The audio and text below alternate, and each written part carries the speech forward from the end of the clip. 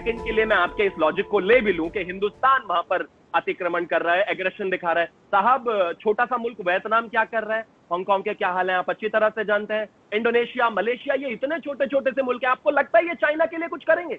कश्मीर को लेकर भी आप पूरी दुनिया में गए, 370 पर आपके लीडर्स तमाम जगह गए, ओआईसी ने आपने क्या देखा? आपने देखा सऊदी अरेबिया किस तरह से चुप रहा, आपने देखा और चाइना में वीगर मुसलमानों के साथ क्या हो रहा है, बहुत अच्छी तरह से जानते हैं, किस तरह से वो परपेट्रेट कर रहे हैं कुरान को, इनको पता है लेकिन बोलेंगे नहीं। आपने जिसको आजाद कश्मीर कहते हैं कब्जा कर लिया था हिंदुस्तान ने, फिर भी 55 करोड़ रुपए दिए थे, क्योंकि we wanted to get go head with the treaty.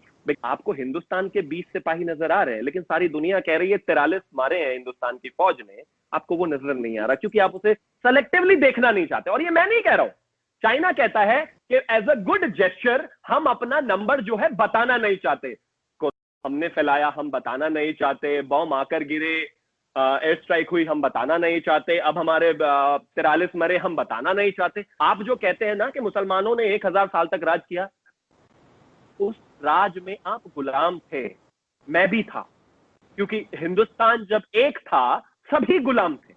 वो जो उन्होंने राज किया ना, उनसे आपका कोई संबंध नहीं है। मैं बिल्कुल कहती हूँ और मैं बिल्कुल एक्सेप्ट करती हूँ कि चाइना में गलत हो रहा है और हमें बोलना चाहिए, हमारी गवर्नमेंट को भी उसमें बोलना चाहिए। आप क्या बताएंगे हमें, क्या अपडेट्स हैं आप लोगों की चाइना के साथ जो टेंशन चल रही है? देखिए, मुझे लगता है कि इसको इंटरनेशनल मीडिया ने भी पैरेलली कवर किया है, पाकिस्तान में भी कहीं ना कहीं ये रहा है और पूरी दुनिया में रहा है, लगातार इस पर बात हुई है। ये सिर्फ अब एक चाइना और हिंदुस्तान का मसला नहीं है, इंटरनेशनल मीडिया में करीब करीब हर अखबार ने और हर टेलीविजन ने इसको कवर किया है। तो आपको हमीद पटेल साहब आपकी तरफ आऊंगे, आपको लगता है कि चाइना पीछे हटेगा? क्योंकि अभी तक तो चाइना ने इस तरह की कोई बात नहीं की है कि वो लद्दाख से या और जगहों से जो है इंडिया के पीछे हटने के बारे में कोई बात सुनी है आपने? बिस्मिल्लाहिर्रहमानिर्रहीम, शुक्रिया आरज़ू। यकीनन ये मसला शुरू हुआ है जब पिछले साल अगस्त में हिंदुस्तान ने आर्टिकल 370 और 35A और वो तब्दील किया। तब चाइना ने भी वॉर्न किया था और पाकिस्तान ने भी किया था कि ये एक डिस्प्यूटेड टेरिटरी है और ऐसा ना किया जाए, मगर हिंदुस्तान ने उसको सीरियस ना लिया और धमकियाँ देना शुरू कर दी, जिस पे चाइना लद्दाख में अब आ गया हुआ है जो कश्मीर ही का हिस्सा है। और कश्मीर का मसला जब तक रिजोल्व नहीं होगा इस रीजन में किसी सूरत अमन नहीं आ सकता। और कश्मीर का मसला सिर्फ एक ही तरह हल हो सकता है कि अगर हिंदुस्तान मान जाए और यूनाइटेड नेशन की जो रेजोल्यूशन है वो इम्प्लीमेंट की जाए।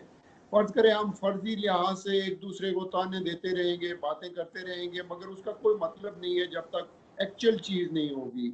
अब हकीकतन ये है कि हिंदुस्तान के वज़ीर आज़म है जो वो ये कह रहे हैं जी कि चाइना ने तो हमारी 1 इंच ज़मीन नहीं ली और ना ही को वायलेशन की है।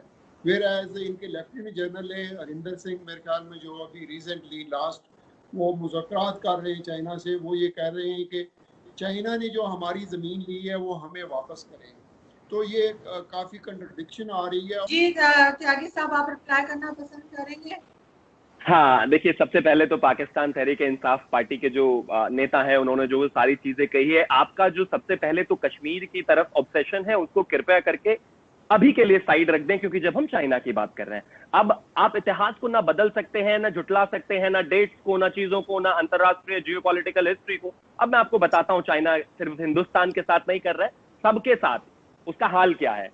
चाइना की अगर मैं बात करूं, नेपाल के साथ चाइना का विवाद पहले से है, आपको पता है। अभी परसों ही उनके विपक्ष ने एक मुद्दा उठाया है जिसमें उन्होंने कहा है कि 64